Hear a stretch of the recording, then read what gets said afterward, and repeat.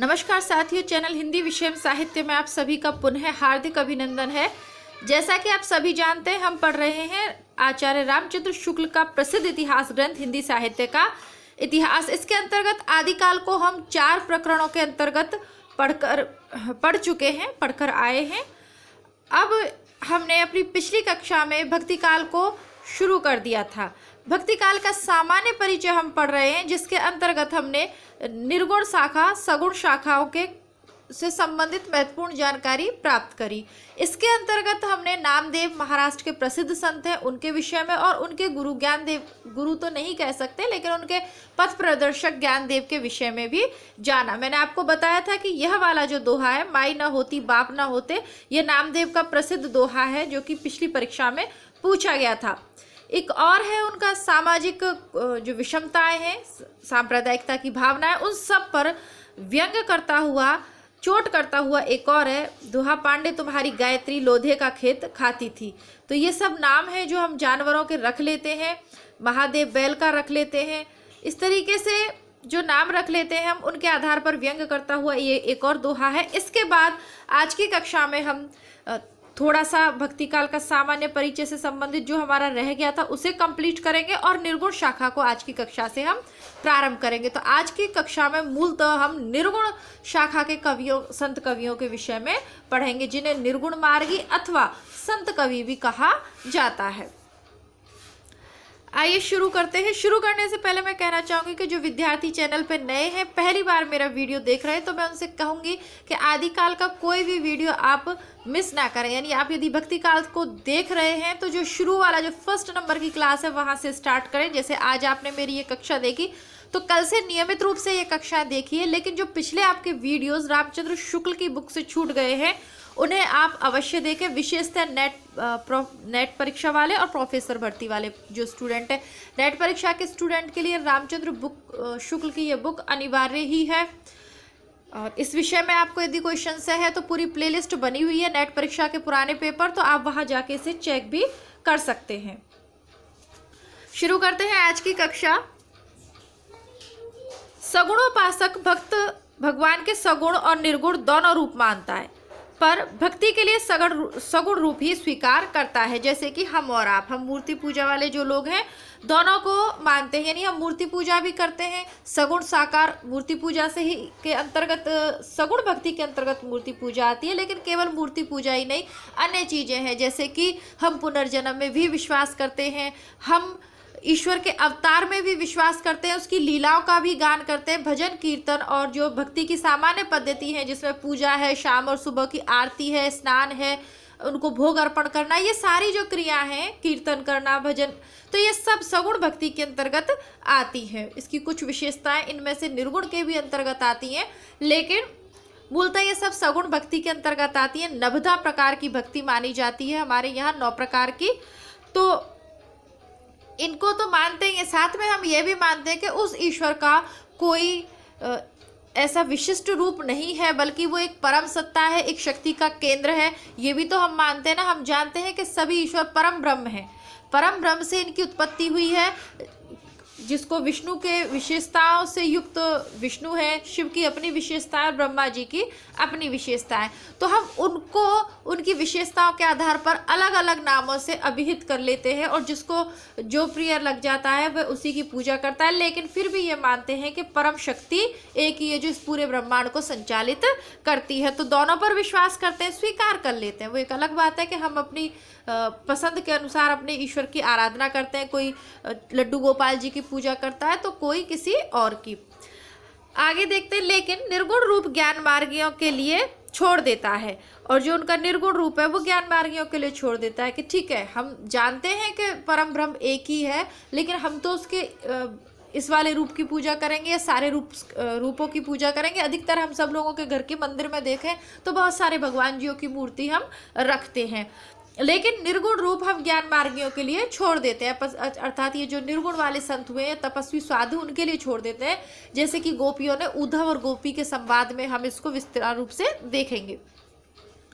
सब सगुण मार्गी भक्त भगवान के व्यक्त रूप के साथ साथ उसके अव्यक्त और निर्विशेष रूप का भी निर्देश करते हैं, जो बोध्यगम्य नहीं है। अर्थात हम उसको परम शक्ति मान लेते हैं। हम कहते हैं कि हे भगवान, जो तुम्हारा असली रूप है, जो तुम्हारी असीम शक्ति है, असीम सत्ता है, उसको वो हमारी समझ से परे है। अतः हम तुम्हें इस रूप में पूजा करते हैं, तो हमारी पूजा को इसी रूप में स्वीकार करिए। कोई उसकी सखा बन के पूजा करता है, तो कोई उसे अपने पितृ के रूप में पूजता है, पिता के रूप में।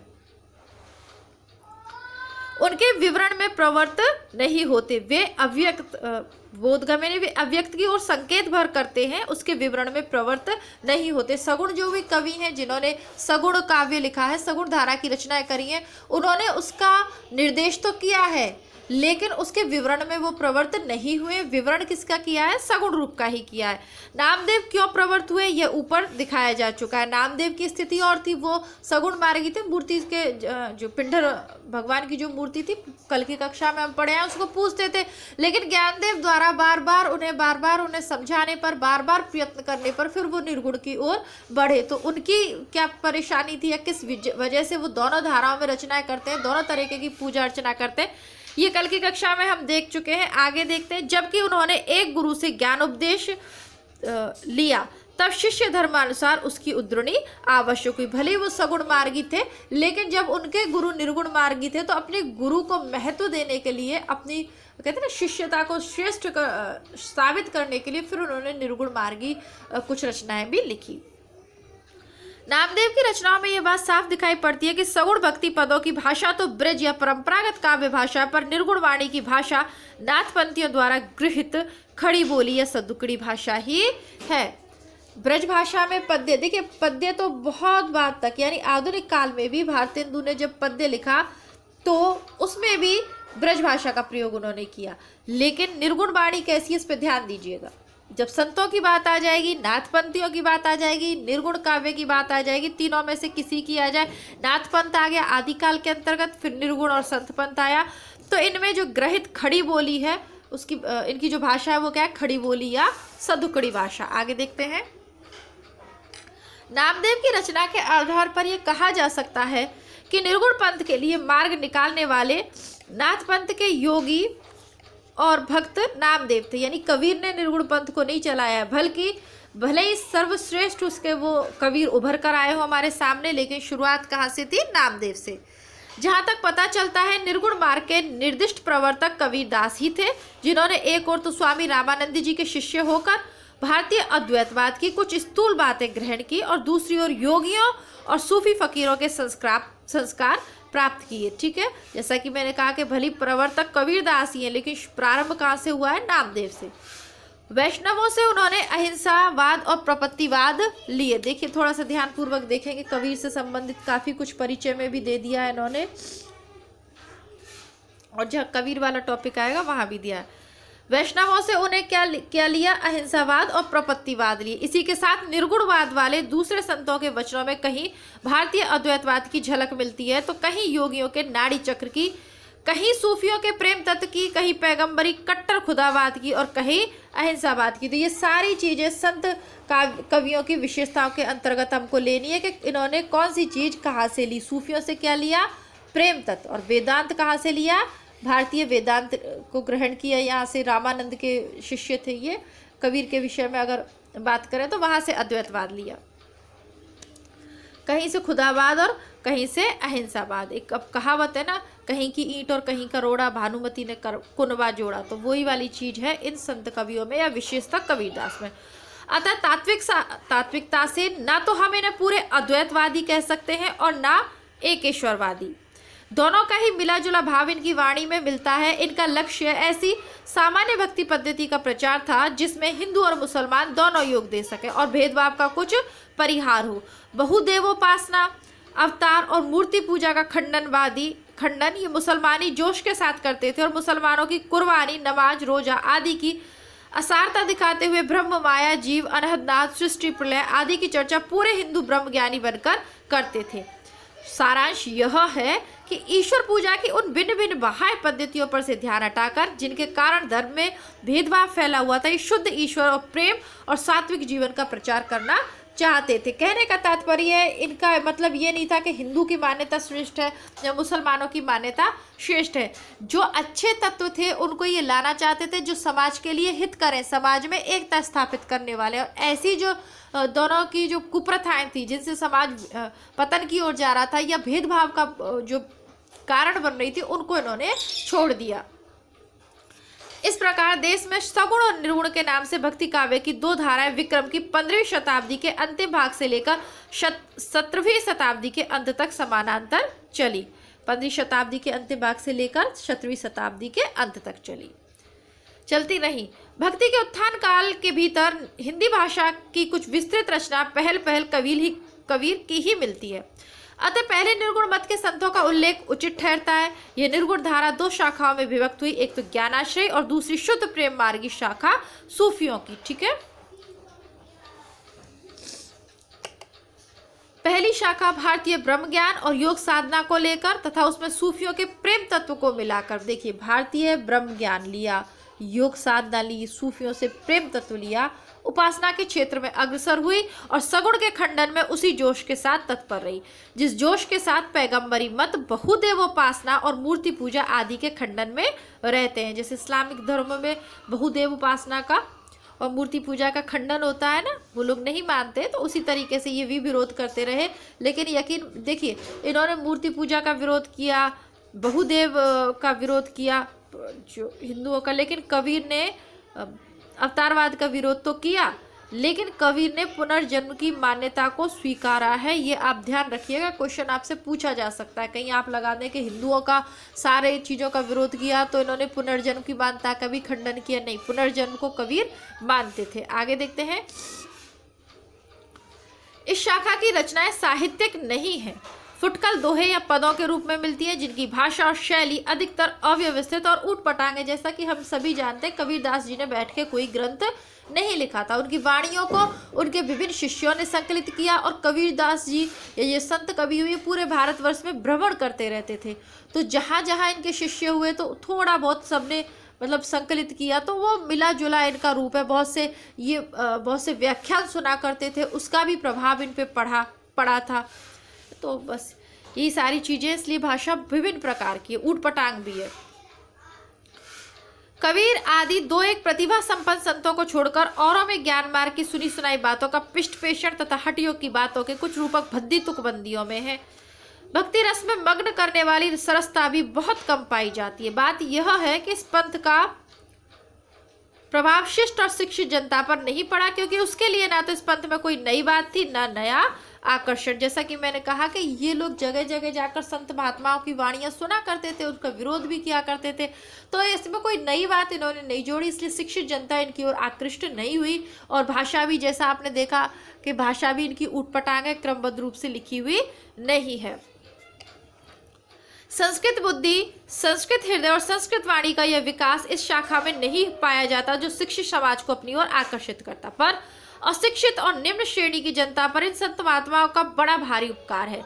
उच्च विषयों का कुछ आभास देकर, आचरण की शुद्धता पर जोर देकर, आडंबरों का तिरस्कार कर आत्मगौरव का भाव उत्पन्न करके इन्होंने इसे ऊपर उठाने का स्तुत्य प्रयत्न किया। पाश्चात्यों ने इन्हें जो धर्म सुधारक की उपाधि दी थी वह इसी बात को ध्यान में रखकर दी थी। यदि आपकी परीक्षा में पूछा जाए कि कबीर एक धर्म सुधारक थे, इस बात पर अपने विचार व्यक्त कीजिए, 150 शब्दों में लिखिए, तो इनको आप पॉइंट बनाकर लिख सकते हैं। इससे संबंधित दोहे तो बहुत सारी किताबों में मिल जाएंगे, है ना। विद्यार्थी जीवन में हमने बहुत सारे दोहे पढ़े, जो भी आप याद हो आप उस पर लिख सकते हैं। आचरण की शुद्धता में भी आप लिख सकते हैं। अब देखिए, अब तो ये कबीर वबीर का थोड़ा सा भी पढ़ा नहीं है, लेकिन हाँ, अपने विद्यार्थी जीवन में जो पढ़ा था तो काफ़ी सारे इनके गुरु की महिमा का, तो वो गुरु गोविंद दोनों खड़े काके लागू पाए, वो वाला दोहा आप लिख सकते हैं। आचरण की शुद्धता का है ना, माला तो कर में फिरे, जीव फिरे मुख माई, मनवा तो चहुदिश फिरे, यह तो सुमिरन नाई। और देखिए, इनकी कबीर के वर्णन करते समय एक चीज़ मैं आपको बताऊं, यदि थोड़ा भाषा में ऊंच नीच भी हो जाए, मतलब ऊंच नीच से मेरे तरफ एक आध शब्द इधर उधर हो जाएगा ना, भाव निकल के आना चाहिए, क्योंकि भाषा जो है स्वयं ही सदुकड़ी है। तो विशेष चीज़, तो जो भाषा है ना उसमें बहुत ज़्यादा ध्यान नहीं दिया जाएगा, क्योंकि ऐसी ही इनकी चलती भाषा है। तो अगर आपको दोहा सही से याद भी ना हो, थोड़ा बहुत ही तरफ चलेगा। आडंबरों का इन्होंने तिरस्कार किया, है ना, तो बहुत सारे हैं। हिंदुओं को इन्होंने कहा था कि चाकी पूजे हरी मिले तो मैं पूजू पहाड़, घर पत्थर पूजे हरी मिले तो मैं पूजू पहाड़, घर की चक्की कोई ना पूजे पीस खाए संसार। इस तरीके से उन्होंने हिंदुओं को जागृत किया था। मुसलमानों का भी आप उसमें लिखते हैं कि काकड़ पाथर जोड़ के मस्जिद लई बनाए, ताप चढ़ मुल्ला बाग दे क्या बहरा हुआ खुदा। तो इस प्रकार ये बहुत सारे छोटे छोटे श्लोक आपको छोटे मतलब आप लोग यदि BA MA कर रहे हो तो निश्चित तौर पे आप पे पुस्तकें होंगी ही। कोई भी आप अपनी पुरानी पुस्तक उठा लीजिएगा, हिंदी के आप विद्यार्थी रहे तो वहाँ से आप बहुत सारे दोहे छोटे छोटे से याद करके और इनमें लिख देते हैं। जैसा कि मैंने कहा, रटने की ज़रूरत नहीं है, भाव व्यक्त हो जाना चाहिए, तो वो सब इसमें ऐड करके इनके पॉइंट बना के आप अच्छे से लिख सकते हैं। आत्मगौरव का भाव उत्पन्न करके इन्होंने इसे ऊपर उठाने का स्तुत्य प्रयास किया। पाश्चात्यों ने इन्हें धर्म सुधारक की उपाधि दी है, वो इसी बात को ध्यान में रखकर दी है। स्पष्ट हो गया। इसी प्रकार पूछा जाएगा, कबीर को धर्म सुधारक कहा जाता है। आप इसके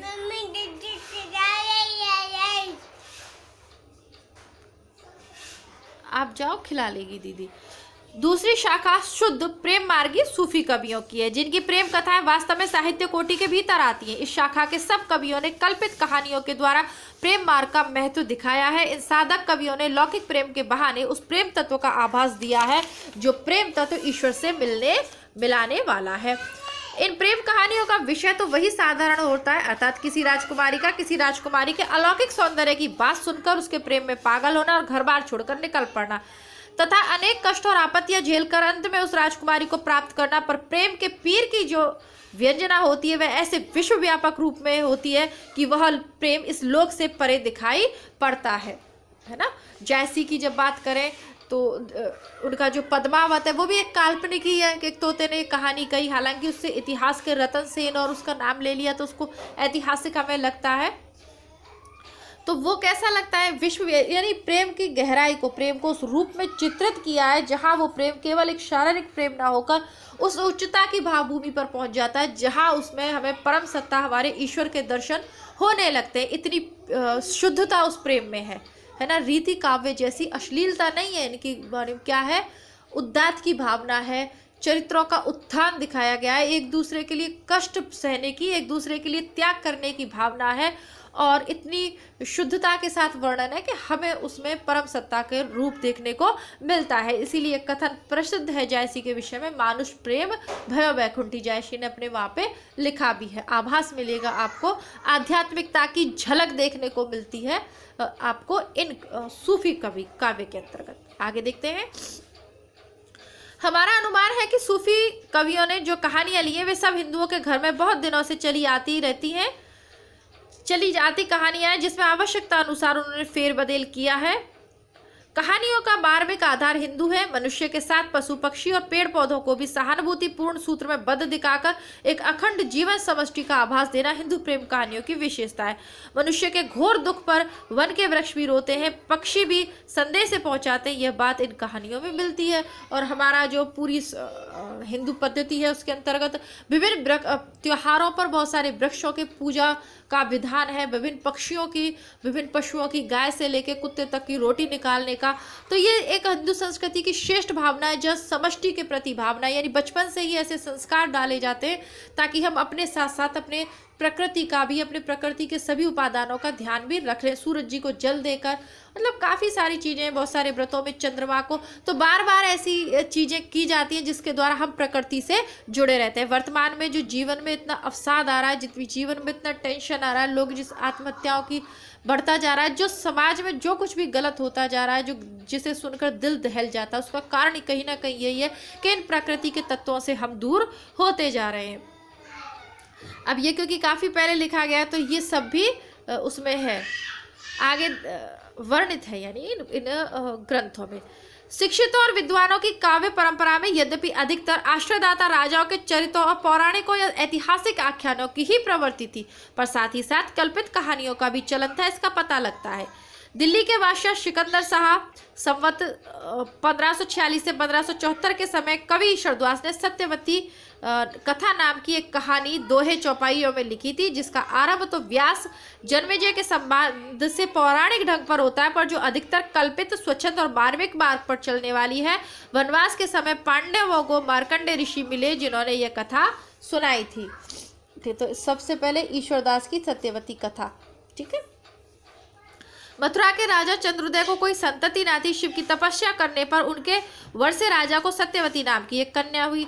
जब वह कुमार, ये देखिए, इसको थोड़ा सा ध्यान रखिएगा कि किसने किसको सुनाई है। तो पांडवों को मार्कंडेय ऋषि मिले थे, वो ये कथा सुनाते हैं। जब वह कुमारी हुई तब एक नित्य एक सुंदर सरोवर में स्नान करके शिव का पूजन किया करती। इंद्रपति नामक एक राजा के 4 पुत्र थे। एक दिन ऋतुवर्ण शिकार खेलते खेलते घोर जंगल में भटक गया। एक स्थान पर उसे कल्प वृक्ष दिखाई पड़ा, जिसकी शाखाएं 30 कोस तक फैली थी। उस पर चढ़कर चारों ओर दृष्टि दौड़ाने पर उसे एक सुंदर सरोवर दिखाई पड़ा, जिसमें कई कुमारियां स्नान कर रही थी। जब वह उतर कर वहां गया तो सत्यवती को देख मोहित हो गया। कन्या का मन भी उसे देखकर कुछ डोल गया। ऋतुवर्ण जब उसकी ओर एकटक ताकता रह गया, तब सत्यवती को क्रोध आया और उसने यह कह दिया, एक चित्त हमें चितवे, जस जोगी जित जोग, धर्म न जानसी पापी, कहसी कौन ते लोग। शाप दिया कि तू कोढ़ी और व्याधिग्रस्त हो जा। ऋतुवर्ण वैसा ही हो गया और फूट फूट कर रोने लगा। रोवे व्याधि बहुत पुकारी, छोहन ब्रज रोवे सब झाड़ी, बाघ सिंह रोवत न वन माही, रोवत पंछी बहुत ओनाही। ये व्यापक विलाप सुनकर सत्यवती उस कोढ़ी के पास जाती है, पर वह उसे यह कहकर हटा देता है कि तुम जाओ, अपना हंसो खेलो। सत्यवती का पिता राजा एक दिन जब उधर से निकला, तब कोढ़ी के शरीर से उठी दुर्गंध से व्याकुल हो गया।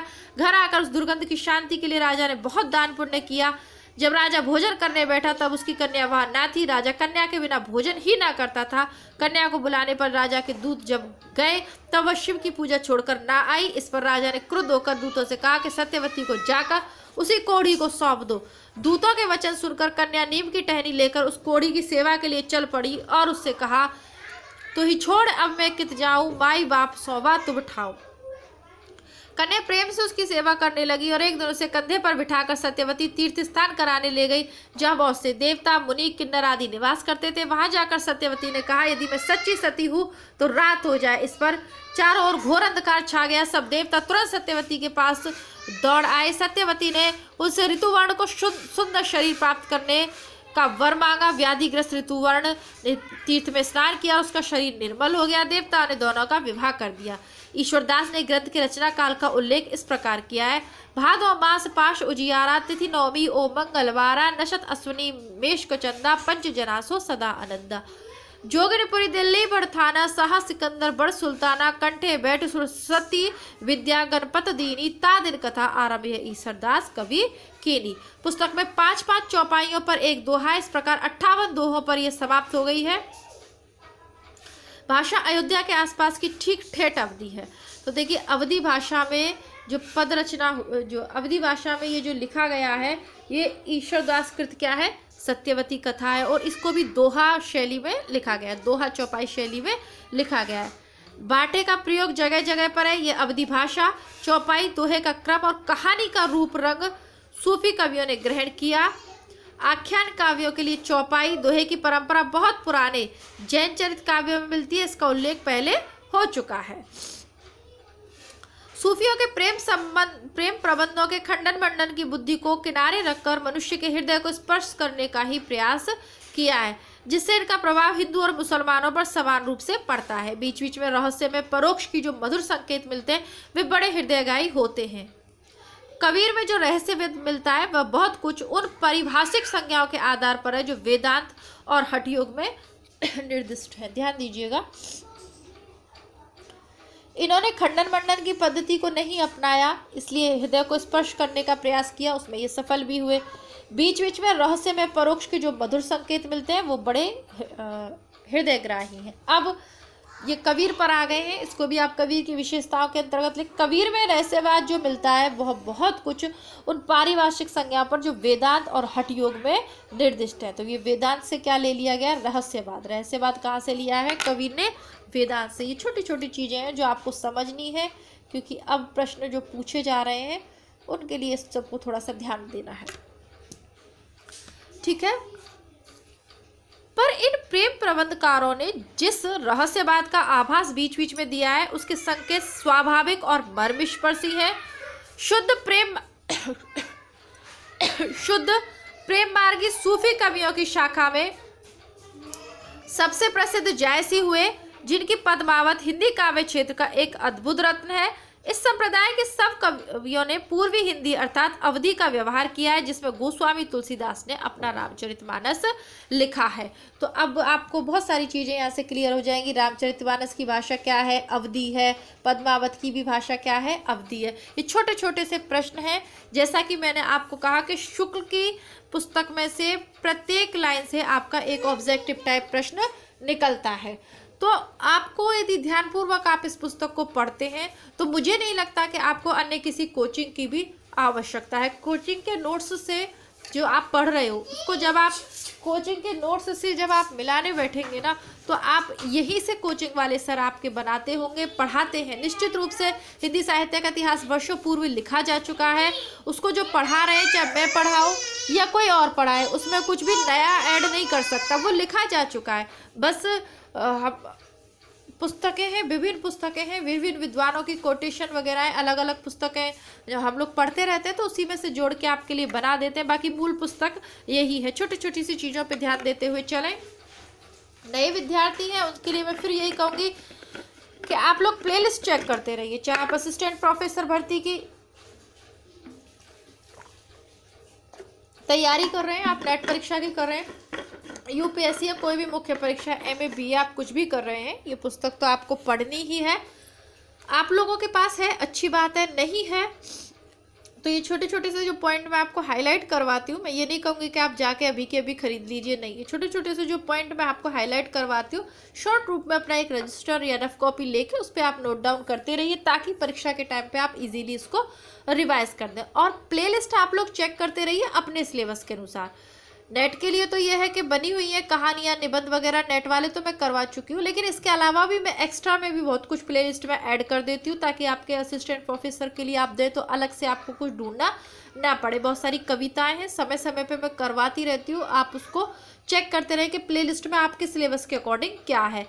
यदि आपको ये कक्षाएं अच्छी नहीं लग रही हैं तो कोई बात नहीं है, लेकिन यदि आपको ये कक्षाएं अच्छी लग रही हैं, यदि अब तक आप मेरा वीडियो सुन रहे हैं ध्यानपूर्वक, तो डेफिनेटली आपको ये अच्छी लग रही है, तो प्लीज़ अपने मित्रों तक इनको शेयर कीजिए, क्योंकि कहीं ना कहीं किसी ना किसी चैनल से तो वो लोग भी देख रहे हैं। तो आप उन लोगों को इस चैनल के बारे में बताइए, चैनल से थोड़ा सा जोड़िए। ये मैं आप लोगों से इतना सहयोग की उम्मीद तो कर ही सकती हूँ ना, सहयोग करिए ताकि थोड़ा सा विद्यार्थियों की संख्या में वृद्धि हो। ये छोटा सा चैनल है, हमारा छोटा सा जो परिवार है थोड़ा सा बड़ा हो जाए। काफ़ी टाइम हो गया है, तो अब बड़े होने का भी टाइम तो आ गया है ना। ज़्यादा लोग हम लोगों से जुड़ेंगे तो होगा ये कि सबके विचार जानने का मौका मिलता है। हो सकता है छोटी छोटी नई नई चीज़ें जो आप लोग कमेंट बॉक्स में मुझे लिख देते हो कई बार, तो वो सब तक पहुंचती हैं। तो उस तरीके से एक अच्छी कक्षा होती है कि आप भी कुछ बताओ, मैं भी कुछ बताऊं, उससे संबंधित जो संशय है उसे आप कमेंट बॉक्स में लिखें, ताकि हम आगे की कक्षा में उसे डिस्कस कर सकें। आपने इससे संबंधित कुछ और पढ़ा हो, आपकी कक्षा में इससे संबंधित कोचिंग क्लास में कुछ और पढ़ाया गया हो, तो वो सब भी आप मुझे कमेंट बॉक्स में लिख के बता सकते हैं। कुछ जैसा कि मैंने कहा, कोई संशय हो, किसी तरीके की कोई परेशानी हो, कमेंट बॉक्स में लिखिएगा, मिलकर हम उसका हल निकालेंगे।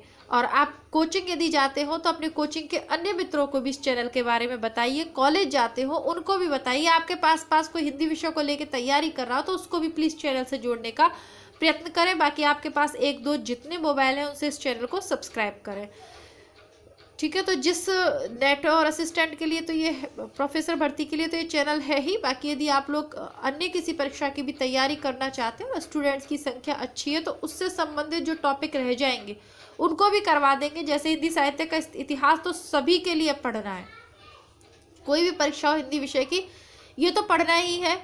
इसके अलावा यदि आपके कोई टॉपिक रह जाएंगे तो उनको भी करवा देंगे, लेकिन आप प्लीज़ कमेंट के माध्यम से मुझे बताएं ज़रूर, ठीक है। आगे बढ़ते हैं। अपना भावात्मक रहस्यवाद लेकर सूफी जब भारत आए, तब यहाँ उन्हें केवल साधनात्मक रहस्यवादी योगियों, रसायनियों और तांत्रिकों में मिला। साधनात्मक रहस्यवाद था, ठीक है। हमारे भारत में जो नाथ, इसको पढ़े आए हैं हम आदिकाल के अंतर्गत। रसेश्वर दर्शन का उल्लेख सर्वदर्शन संग्रह में है। जैसी आदि सूफी कवियों ने हठ योग और रसायन की कुछ बातों को भी कहीं कहीं अपनी कहानियों में स्थान दिया है। जैसा ऊपर कहा जा चुका है, भक्ति के उत्थान काल के भीतर हिंदी भाषा में कुछ विस्तृत रचना पहले कबीर की ही मिलती है, अतः पहले निर्गुण संप्रदाय की 11वीं शाखा का संक्षिप्त वर्णन आगे दिया जाता है, जिसमें सर्वप्रथम कबीरदास जी ही सामने आते हैं। ठीक है, तो इसके अंतर्गत आज ये हमारी निर्गुण धारा की 11वीं शाखा को हम शुरू कर रहे हैं। ये भक्ति काल का प्रकरण नंबर 2 है और इसी रूप में आप नोट्स बनाएंगे, अपने रजिस्टर में लिखिए भक्ति काल प्रकरण 2 निर्गुण धारा, और इससे संबंधित जो भी मैं आपको हाईलाइट करवाऊंगी वो आप उसमें शॉर्ट में नोट्स करते जाएंगे।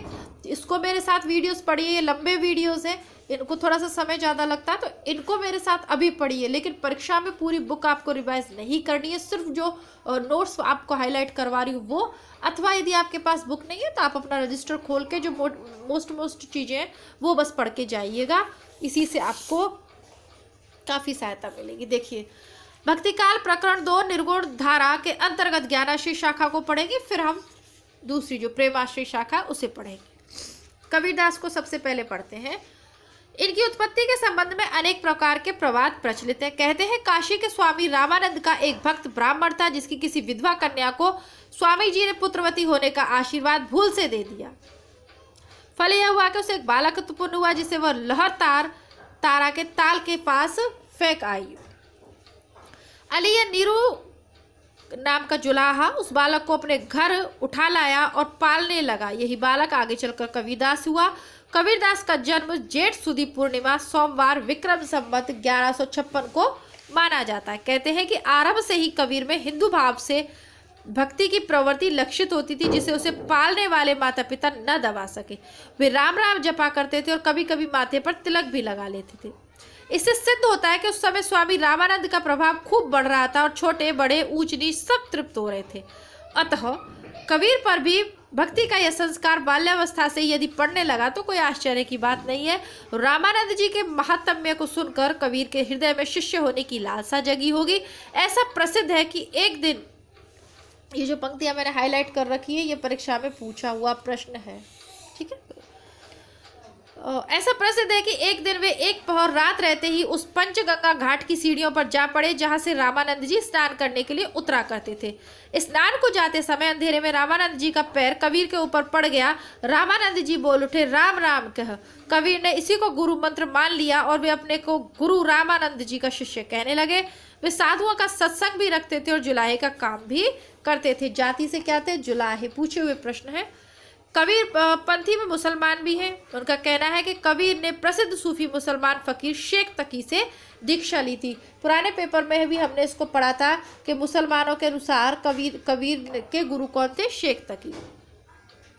वे उस सूफी फकीर को ही कबीर का गुरु मानते हैं। आरंभ से ही कबीर हिंदू भाव की उपासना की ओर आकर्षित हो रहे थे। अतः उन दिनों जबकि रामानंद जी की बड़ी धूम थी, अवश्य वे उनके सत्संग में भी सम्मिलित होते रहे होंगे।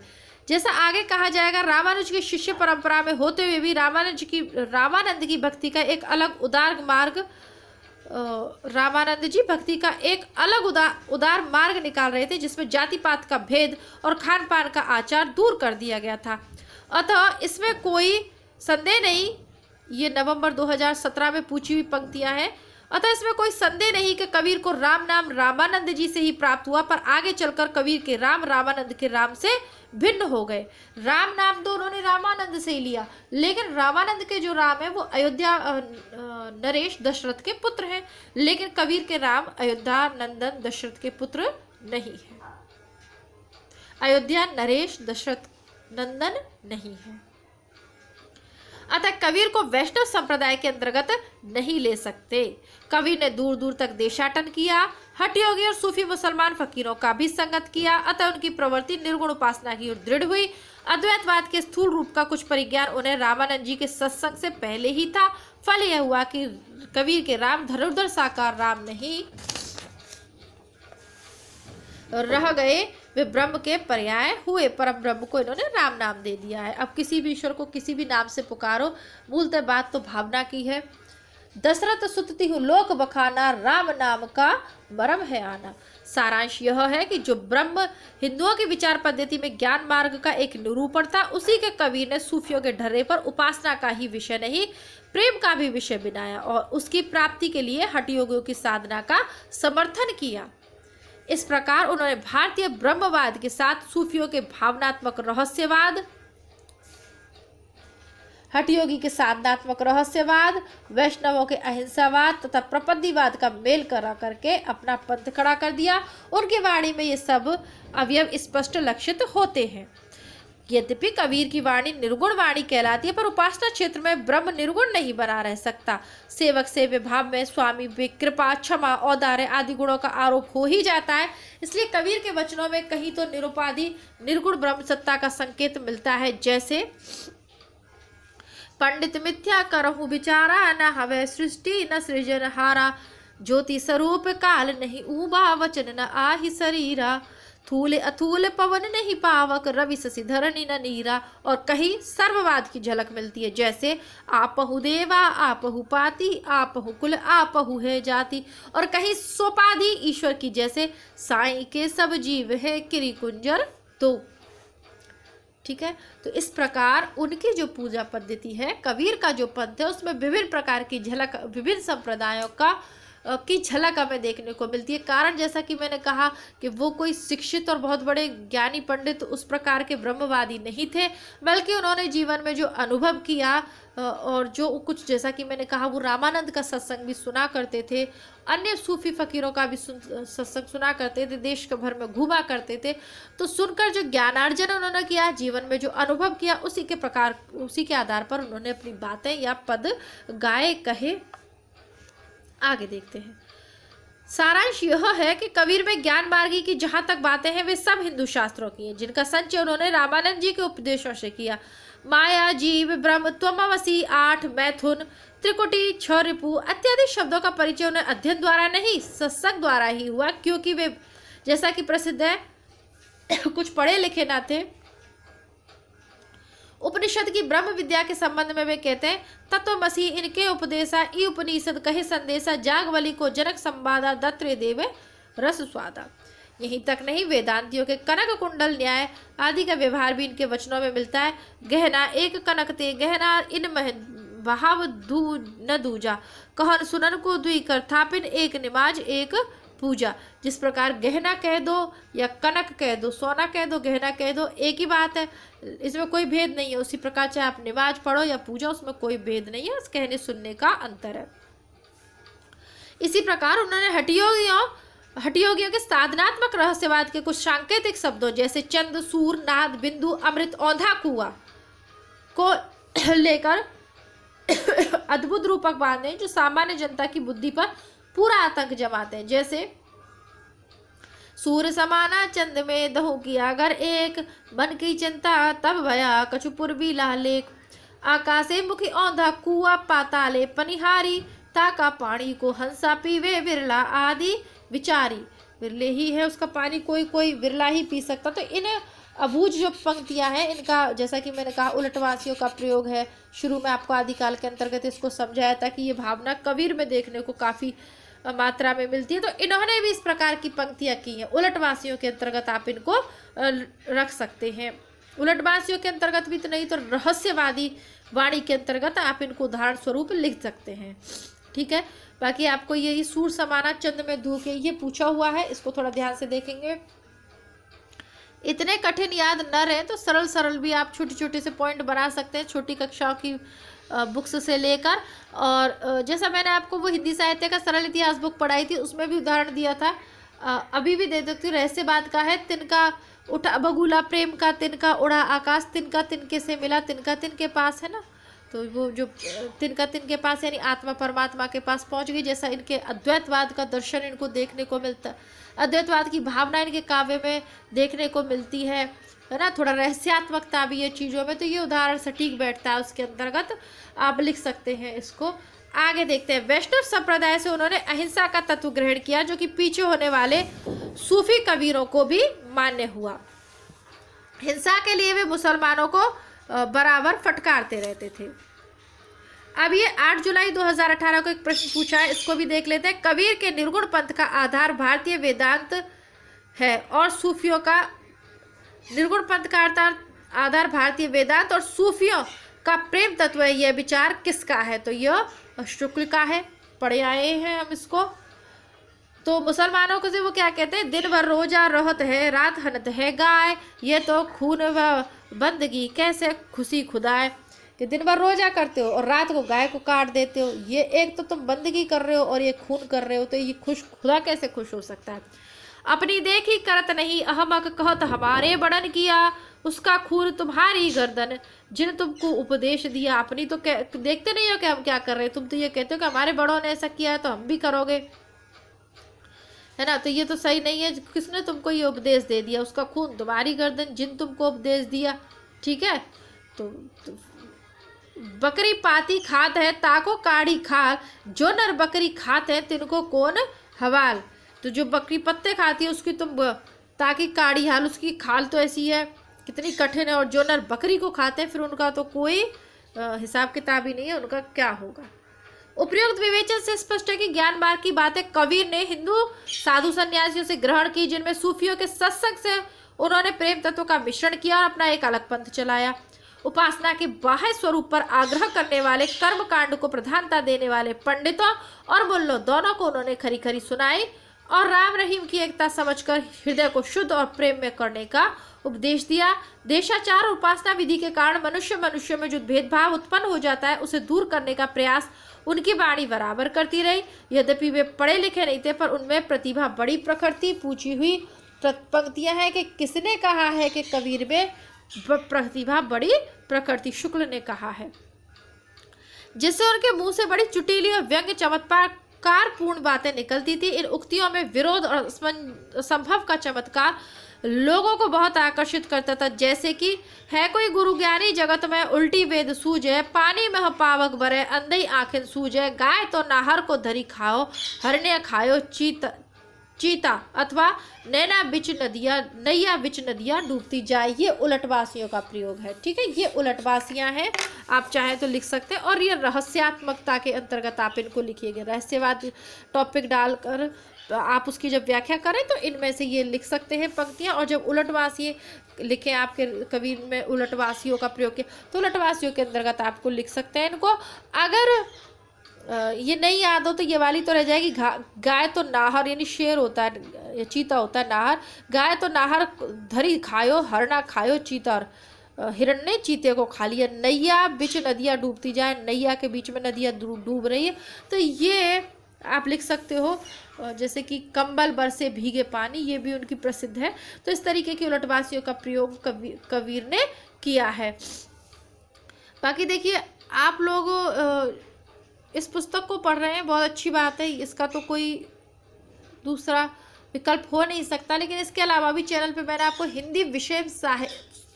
हिंदी साहित्य का सरल एवं संक्षिप्त इतिहास नामक पुस्तक पढ़ाई है, जो 30-35 वीडियोज़ में 2 पुस्तक करवा दी। 18 वीडियोस के करीब आपकी एक पुस्तक पतली सी नोट्स की फॉर्म में कंप्लीट में करवा चुकी। उस पुस्तक को आप अनिवार्य रूप से सभी पढ़िएगा, ताकि ज्ञान का विस्तार हो, क्योंकि इसमें सिर्फ शुक्ल के कथन आप जानेंगे, लेकिन उस पुस्तक के माध्यम से आप शुक्ल, हजारी प्रसाद द्विवेदी, नगेंद्र, रामचंद्र तिवारी सबके उदाहरणों के द्वारा बहुत ही श्रेष्ठ पुस्तक वो तैयार की गई है, तो उसको आप ज़रूर पढ़िएगा। ठीक है, और जल्दी भी वो हो जाएगी, और जैसा कि मैंने कहा नोट्स की फॉर्म में, और यह छायावाद पे जाकर ये पुस्तक समाप्त हो जाएगी। लेकिन वो आपकी प्रयोगवादी, नवलेखन, नई कविता, जनवादी कविता, उसके अंतर्गत सब कुछ है। उस पुस्तक के अंतर्गत आधुनिक काल की बेहतरीन है। तो वो पुस्तक आप सब लोगों को पढ़नी चाहिए। इसलिए नहीं कि मेरे चैनल पे, अगर आपके पास उपलब्ध है तो आप अपने स्तर पे पढ़ लीजिएगा, नहीं है तो खरीदने की आवश्यकता नहीं है, उसको चैनल पे उपलब्ध है, आप वहाँ से पूरी पढ़ डालिए, ताकि और बेहतर तरीके से, विशेषता जैसे आप भक्ति काल पढ़ रहे हैं तो आदिकाल और भक्ति काल तक आपको वो पुस्तक पढ़ लेनी चाहिए। इसको पढ़ने से पहले बहुत ईजीली चीज़ें आपको समझ में आ जाएंगी, क्योंकि वहाँ पॉइंट बना बना के समझाइए, सीधे सीधे लिखा हुआ, वहाँ अलग से पॉइंट है, निर्गुण शाखा और इस तरीके से रहस्यवाद, उलटवासी, ये सब चीज़ें पॉइंट बना के वहाँ, जैसा कि मैंने कहा नोट्स के फॉर्म में लिखी हुई हैं, वहाँ आप पढ़ सकते हैं। आगे देखते हैं। अनेक प्रकार के रूपकों और अन्योक्ति द्वारा ही इन्होंने ज्ञान की बातें कही हैं, जो नई ना होने पर भी वाग वैचित्र्य के कारण अनपढ़ लोगों को चकित किया करती थी। अनूठी अन्योक्तियों द्वारा ईश्वर प्रेम की व्यंजना सूफियों में बहुत प्रचलित थी। जिस प्रकार कुछ वैष्णवों में माधुर्य भाव से उपासना प्रचलित हुई थी, उस प्रकार सूफियों में भी ब्रह्म को सर्वव्यापी प्रियतम या माशूक बनाकर हृदय से उद्गार प्रदर्शित करने की प्रथा थी। इसको कबीरदास ने ग्रहण किया है ना। बहुरिया और इस तरीके के शब्दों का प्रयोग इन्होंने भी तो किया है ना। कबीर की वाणी में स्थान स्थान पर भावात्मक रहस्यवाद की जो झलक मिलती है वह सूफियों के सत्संग का प्रसाद है। भावात्मक रहस्यवाद, भावना के स्तर पर जो रहस्यवाद, कहीं इन्होंने ब्रह्म को खसम या पति मानकर अन्योक्ति बांधी है, कहीं स्वामी या मालिक, जैसे मुझको तू क्या ढूंढे बंदे मैं तो तेरे पास में, अथवा साईं के संग सासुर आई संग न सूती स्वाद न जाना गा जीवन सपने की नाई, जना चार मिल लगन सुधायो जना पांच मिल माड़ो छायो भयो विवाह चली बिन दूल्हा बाट जाति समधि समझाई। कबीर अपने श्रोताओं पर यह अच्छी तरह भाषित करना चाहते थे कि हमने ब्रह्म का साक्षात्कार कर लिया है। इसी से वे प्रभाव डालने के लिए बड़ी लंबी चौड़ी गर्भोक्तियां भी कभी कभी कहते थे। कबीर ने मगहर में जाकर शरीर त्यागा, इनकी समाधि वहां बनी हुई है। इनका मृत्यु काल संवत 1575 में माना जाता है, जिसके अनुसार इनकी आयु 120 वर्ष ठहरती है। कहते हैं कि कबीर की वाणी